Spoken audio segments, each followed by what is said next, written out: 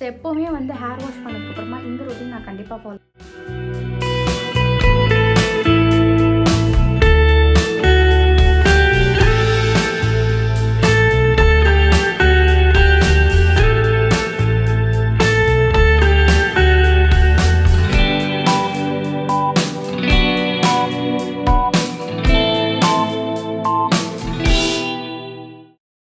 Hey guys, எல்லாருக்கும் வணக்கம். இன்றைக்கி வந்து பார்த்திங்கன்னா ஒரு ஃப்ரைடே விலாக் தான் பார்க்க போகிறோம். ஸோ ஃப்ரைடே வந்து யூஸ்வலாக எனக்கு வந்து ரொம்ப ஹெக்டிக்காக இருக்கும்.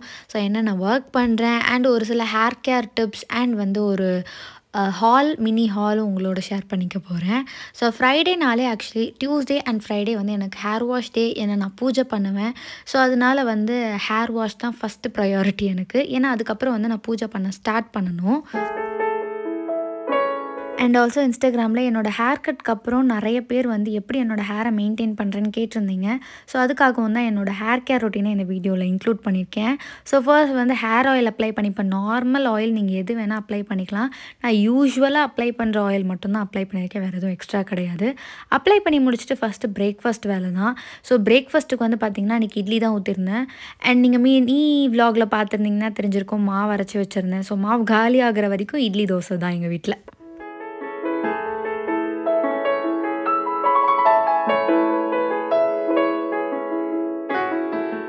ஸோ இட்லிக்கு வந்து தொட்டுக்க வந்து பொடி வந்து சாப்பிடலாம் அப்படின்னு நினச்சிருந்தேன். ஆக்சுவலாக நேற்று வச்ச குழம்பு கொஞ்சம் மீதி இருந்துச்சு, அதை என்னோடய ஹஸ்பண்ட்க்கு வச்சுட்டு நான் வந்து பொடி தொட்டுக்கலாம் அப்படின்னு நினச்சேன். அண்ட் பொடினாலே இப்போல்லாம் வந்து நல்லெண்ணெய் தான்.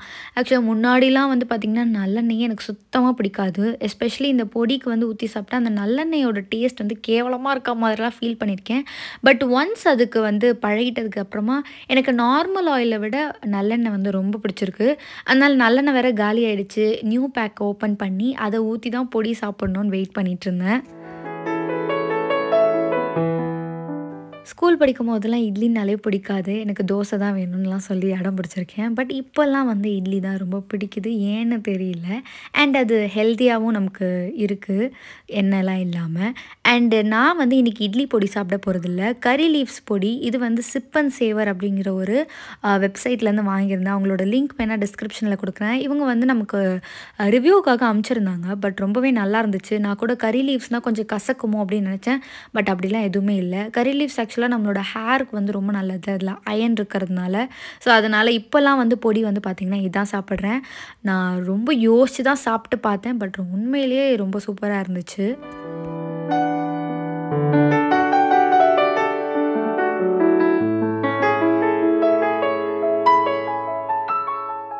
ஸோ யூஸ்வலாகவே வந்து நாங்கள் எழுந்துக்கிற டைம் வந்து பார்த்திங்கன்னா 7:30 ஆகிடும். ஸோ காலையில் எழுந்து ஃபஸ்ட்டு வீடை க்ளீன் பண்ணுறது, காஃபியெல்லாம் குடிச்சிட்டு, என் ஹஸ்பண்ட் காஃபி குடிப்பார், அவர் காஃபியெல்லாம் குடிச்சிட்டு நாங்கள் டிஃபன் சாப்பிட்றதுக்கு மணி வந்து 9:30 ஆகிடும். ஏன்னா காலையிலேயே குப்பை வண்டி வந்துடும், குப்பை போடுற வேலை. ஸோ அதனால் அதுக்குள்ளே வீடெல்லாம் க்ளீன் பண்ணிட்டேன் அப்படின்னா தான் கொஞ்சம் வேலை வந்து கரெக்டாக போகிற மாதிரி இருக்கும். அதனால் பிரேக்ஃபாஸ்ட் வந்து பார்த்திங்கன்னா சாப்பிட்றதுக்கு கொஞ்சம் டைம் ஆகிடும்.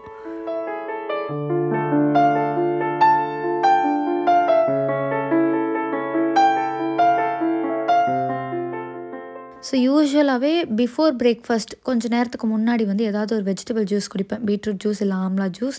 ஸோ இன்றைக்கி வந்து முன்னாடி குடிக்க டைம் இல்லைன்னு சொல்லிட்டு அதுக்கப்புறமா தான் குடித்தேன். பட் இது வந்து பார்த்திங்கன்னா ஆப்பிள், கேரட் அண்ட் பீட்ரூட் போட்டு ஒரு ஸ்மூதி மாதிரி, வடிகட்டவே இல்லை, நான் அப்படியே எடுத்துக்கிட்டேன். ஏன்னா ஆப்பிள் போட்டிருக்கேன். ஸோ ஆப்பிளில் வந்து பயங்கர ஃபைபர் இருக்குது, இதை வடிகட்டிட்டோன்னா ஃபுல் ஃபைபரும் போயிடும் அப்படின்னு சொல்லிட்டு அப்படியே வந்து சாப்பிட்டேன். கொஞ்சம் ஒரு மாதிரி தான் இருந்தது, பட் ஸ்டில் சாப்பிட்டே ஆகணும்னு சொல்லிட்டு எப்படியோ வந்து சாப்பிட்டு முடிச்சிட்டேன்.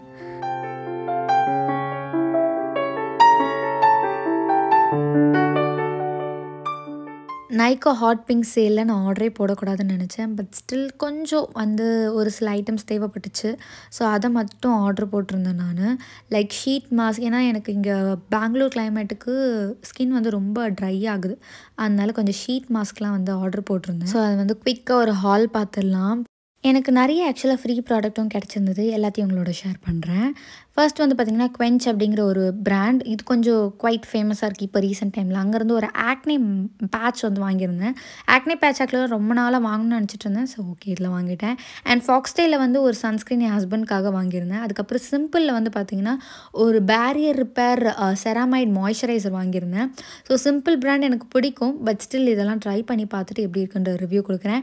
அண்ட் குவென்ச்லேருந்து அகெயின் வந்து ஒரு ஷீட் மாஸ்க் நான் வாங்கினேன், ஒரு ஷீட் மாஸ்க் வந்து எனக்கு ஃப்ரீயாக வந்துருந்துச்சு. ஸோ இதெல்லாம் தான் வாங்கியிருந்தேன். அண்ட் ஃபாக்ஸ்டெயிலேருந்து இந்த மாஸ்க் ஒன்று வாங்கியிருந்தேன். இது வந்து க்ளே மாஸ்க். ஸோ இது வந்து வாங்கியிருந்தேன். அண்ட் சிம்பிள்லேயே இன்னொரு ஃபேஸ் வாஷ் வந்து லான்ச் பண்ணியிருந்தாங்க கொஞ்ச நாளைக்கு முன்னாடி. அதையும் வந்து வாங்கியிருந்தேன்.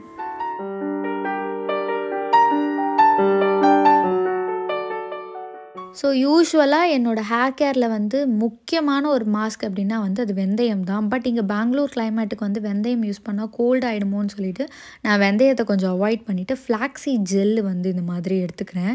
ஸோ ஃப்ளாக்ஸீடை வந்து நல்லா தண்ணியில் போட்டு பாயில் பண்ணிவிட்டு சூடாக இருக்கும் போதே ஸ்ட்ரெயின் பண்ணிட்டிங்கன்னா ஈஸியாக ஸ்ட்ரெயின் ஆகிடும்.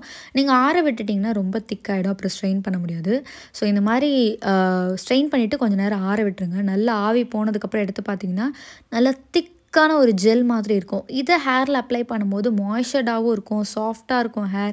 அதுக்கப்புறம் வந்து பார்த்திங்கன்னா ஹேர் ஃபால் கண்ட்ரோல் பண்ணும் அண்ட் ஹேர் க்ரோத்தையும் வந்து இது ப்ரொமோட் பண்ணி கொடுக்கும். ஸோ ரீசெண்ட் டைம்ஸில் வந்து நான் இதை யூஸ் பண்ணிகிட்ருக்கேன் கிளைமேட்னால அண்ட் நல்ல ரிசல்ட் கொடுக்குது. ஸோ உங்களுக்கு வந்து இந்த மாதிரி கோல்டெல்லாம் இருக்கும், வெந்தயம்லாம் யூஸ் பண்ண முடியாதுன்னா இந்த ஹேர் மாஸ்க்கை கண்டிப்பாக ட்ரை பண்ணி பாருங்கள்.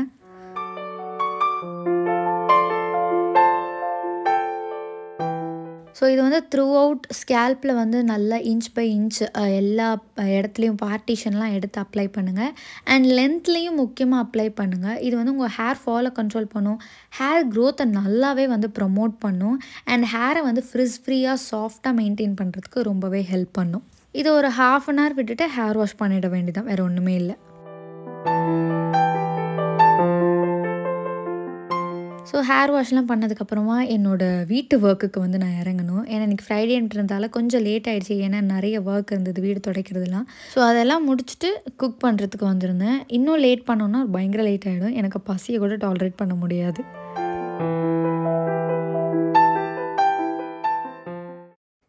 ஸோ எஸ், நான் ஹேர் வாஷ் பண்ணிட்டேன். ஹேர் வாஷ் பண்ணதுக்கப்புறமா இந்த மாதிரி ஒரு ரேப் வந்து யூஸ் பண்ணியிருக்கேன். ஹேர் வாஷ் பண்ணதுக்கப்புறமா இந்த மாதிரி ஒரு ரேப் பண்ணியிருக்கேன், டவல் ரேப். ஸோ நிறைய பேர் என்னோடய ஹேர் கட்டை வந்து நான் எப்படி மெயின்டைன் பண்ணுறேன், ஹேர் கட் பண்ணதுக்கப்புறமா ஹேர் எப்படி மெயின்டைன் பண்ணுறேன்னு கேட்டிருந்தீங்க இன்ஸ்டாகிராமில். ஸோ இது ஃபஸ்ட்டு வந்து ஹேர் வாஷ் பண்ணுறதுக்கு ஒரு ஷாம்பூ அண்ட் கண்டிஷ்னர். நான் வந்து போன வீடியோ பார்த்துருந்தீங்கன்னா ஒரு ஷாம்பூ அண்ட் கண்டிஷ்னர் சொல்லியிருப்பேன். பேர் அனாட்டமிலேருந்து ஒரு ஷாம்பூ அண்ட் லாரியல் பாரிஸ்லேருந்து ஒரு கண்டிஷ்னர். ஸோ அதுதான் போட்டு ஹேர் வாஷ் பண்ணிவிட்டு வந்தாச்சு. ஸோ இப்போ வந்து போஸ்ட் ஹேர் கேர் ரொட்டீன் வந்து ரொம்ப முக்கியம் டு மெயின்டைன் ஹேர்.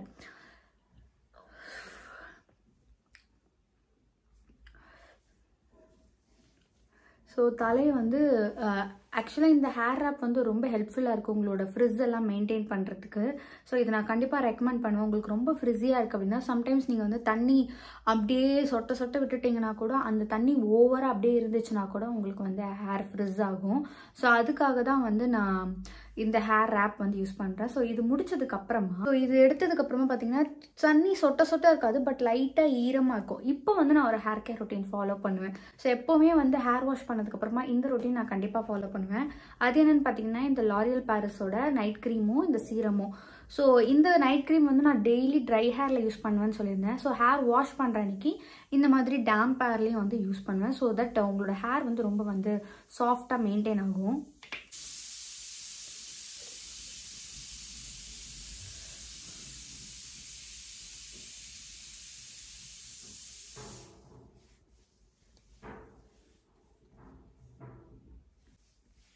லைட்டாக ஒரு மாதிரி ஸ்டிக்கியாக தான் இருக்கும். ஏன்னா நம்ம வந்து ஈரத்த தலையில் வந்து அப்ளை பண்ணுறோம், ஈரமான ஹேரில். ஸோ இது வந்து லென்த்தில் மட்டும் அப்ளை பண்ணுங்கள், ஸ்கேல்பில் அப்ளை பண்ண வேணாம்.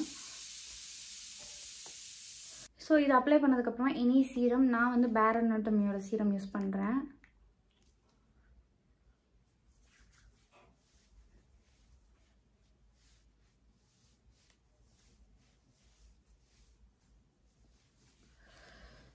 ஸோ இதுக்கப்புறம் ஹேர் ட்ரையர் யூஸ் பண்ணி நான் வந்து ட்ரை பண்ணிப்பேன். நீங்கள் வந்து அப்படியேவும் ட்ரை பண்ணலாம், பட் சீக்கிரமாக எவ்வளோ குவிக்காக ட்ரை பண்ண முடியுமோ ஃபேன் கடியில் நின்று வந்து ட்ரை பண்ணிவிடுங்க. அப்படியே காயட்டும்னு ஒரு 2 hours 3 hours அப்படியே விட்டுட்டிங்கன்னா ரொம்ப ஃப்ரிஸியாக ஆகிடும்.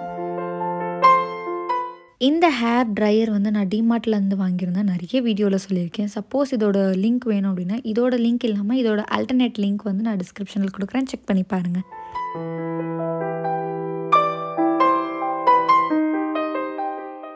ஸோ எல்லா ஒர்க்கும் முடிஞ்சது. சமைச்சாச்சு, சாப்பிட்டாச்சு, எல்லாம் வீடெல்லாம் க்ளீன் பண்ணியாச்சு. இப்போ ஒரே ஒரு ஒர்க் வந்து பார்த்திங்கன்னா, வாசல் க்ளீன் பண்ணிவிட்டு, பூஜை ரூம் க்ளீன் பண்ணிவிட்டு விளக்கேற்றணும். ஸோ ஃப்ரைடே வந்து நான் இதை வந்து ஃபாலோ பண்ணுவேன். ஃப்ரைடே அண்ட் டியூஸ்டேவும் ஃபாலோ பண்ணுவேன்.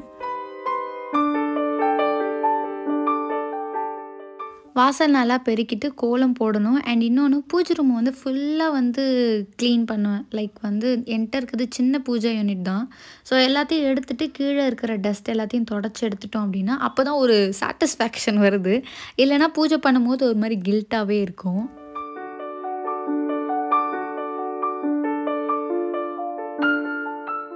அண்ட் என்கிட்ட பெருசாக பூஜை பாத்திரம்லாம் எதுவும் இருக்காது. ஒரு காமாட்சி அம்மன் விளக்கு, 2 குத்து விளக்கு அண்ட் ஒரே ஒரு ஃபோட்டோ தான் வச்சுருக்கோம். அப்புறம் 2 ஐடல்ஸ் வச்சுருக்கோம் சின்னதாக. அவ்வளோதான், வேறு எதுவுமே இருக்காது என்கிட்ட.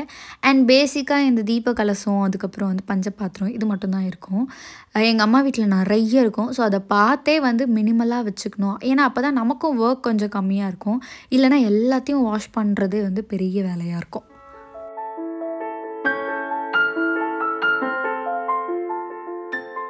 ஸோ க்ளீன் பண்ணிவிட்டு எண்ணெயெல்லாம் ஊற்றி திரியெல்லாம் போட்டுட்டோம் அப்படின்னா வந்து ஒரு ஒர்க் முடிஞ்சிடும். அண்ட் ஃபைனலாக பூ வச்சுட்டு கோலம் போட்டோன்னா எல்லா ஒர்க்கும் ஓவர். சாமி ஸ்ட்ரைட்டாக கும்பிட்டுலாம் நம்ம.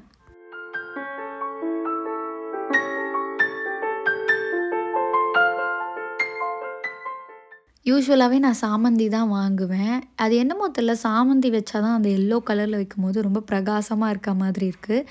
அண்ட் மல்லிலாம் வாங்கினோம் அப்படின்னா அது கட்டுப்படியும் ஆகாது. அது சாமந்தினா ஒரு பூ கூட வச்சிடலாம், ரொம்ப அழகாக இருக்கும்.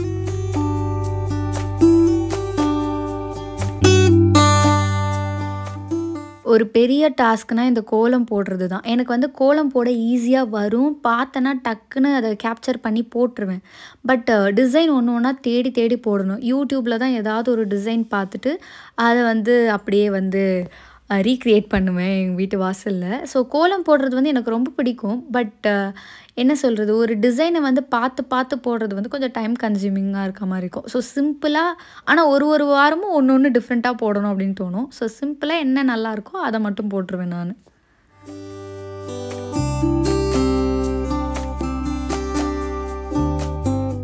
பட் எனக்கு ஆக்சுவலி இந்த மாதிரி வீட்டுக்கு வந்து அலங்காரம் பண்ணுறது, இந்த கோலம் போடுறது, பூஜை பண்ணுறது, ஸ்பெஷல் டேஸில் வந்து கொஞ்சம் டிஃப்ரெண்ட்டாக கோலம் போட்டு கலர்லாம் கொடுக்குறது, இதெல்லாம் வந்து சின்ன வயசுலேருந்தே ரொம்ப பிடிக்கும். அப்படிங்கிறதுனால இது பெரிய ஒரு கஷ்டமான டாஸ்க்காக தெரியல. பட் என்ன கஷ்டம்னா, கோலம் வந்து வாரம் தேடி ஒன்று போடணும். அதான் கொஞ்சம் கஷ்டமாக இருக்கும்.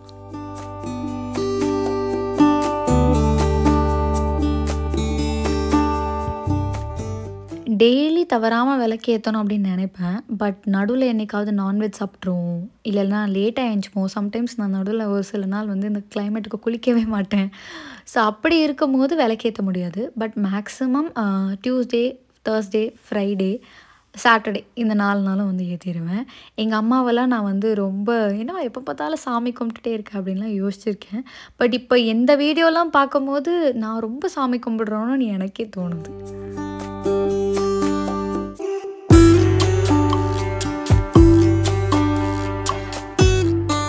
அண்ட் எப்போவுமே சாமி கும்பிடும்போது என் ஹஸ்பண்ட் கூட இருப்பார். பட் இன்றைக்கி வந்து அவர் இல்லை, ஒரு முக்கியமான ஒர்க்காக வந்து வெளியே போயிட்டார். ஸோ அதனால் வந்து அவர் என்னோட ஜாயின் பண்ண முடியல. இல்லைனா 2 பேருமே ஒன்றா தான் சாமி கும்பிடுவோம். அவருக்குமே இந்த சாமி மேலே நம்பிக்கை அப்படிலாம் கிடையாது. பட் நம்ம வீடுன்னு வரும்போது நான் பூஜை பண்ணேன்னா என் கூட வந்து நிற்பார். ஸோ அது வந்து ஒரு மாதிரி நல்லாயிருக்கும்.